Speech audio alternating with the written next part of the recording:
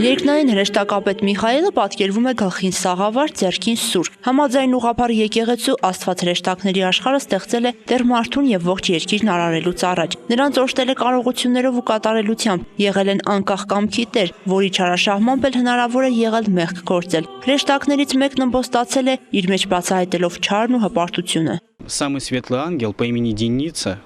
անունով ամենալուսավոր հրեշտակը դեմ դուրս գալով մյուսներին հավաքեց իր համախոհներին եւ որոշեց տապալել Աստծուն։ Դենիցան բազմաթիվ հրաշագործ ունակություններով է օժտված եղել, սակայն բարու ուժերը Միխայելի շնորհիվ հաղթել են նրան եւ բոլոր հետնորդներին։ Միխայելը այդ պահից համարվում է առաջնորդ։ Նրա ձեռքի սրի արկայությունը բացատրվում է նրանով, որ երկնքից վռնդված սատանան չի հանգստացել։ Նա ցանկացած պահի կարող է մարդուն փորձության ենթարկել, այդ պատճառով էլ Միխայելը չի դադարում մարտնչել։ Архангел Михаил является первым. Միխայելը համարվում է առաջին հրեշտակներից, ով Աստծուն ամենամոտն է, լսում է բոլորի աղոթներն ու կատարում ցանկությունները։ Մենք երկրային զինվորներ ենք, իսկ նա երկնային հովանավոր։ Современная нашим, так сказать, Ժամանակակից լեզվամտածողությամբ Միխայելը երկնային պաշտպանության նախարարն է, եթե փորձենք զուգահեռներ տանել ներկայի հետ։ Պատվո բլուր հուշահամալիրի տարածքում գտնվող եկեղեցում հրեշտակապետ Միխայելին նվիրված պատարագ առաջին անգամ է մատուցվում։ Սա նաև խորհրդանշական է, քանի որ եկեղեցին կրում է նրա անունը։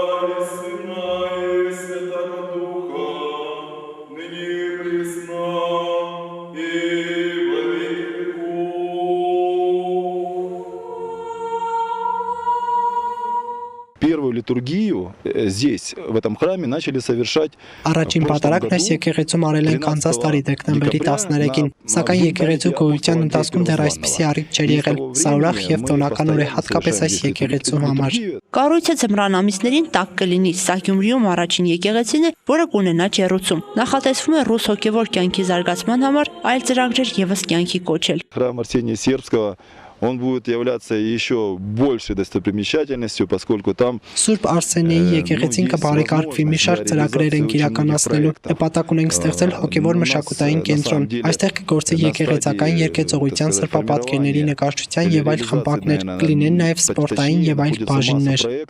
Այս եւ մյուս ծրագրերն ըստ Հայր Անդրեի լավագույն դեպքում հնարավոր կլինի իրականացնել հաջորդ տարվանից։ Ժամանակը պահանջում է երկխոսության հնարավորությունների ստեղծում, որպեսզի ուղղափառ եւ առաքելական եկեղեցու ներկայացուցիչները միասին չար ու հիվանդագին երևույթների դեմ գտնեն պայքարի ուղիներ, ասում է Անդրեի Վացը։ Նազել Էլբակյան, Խաչատուր Գևորգյան, Ազդարար։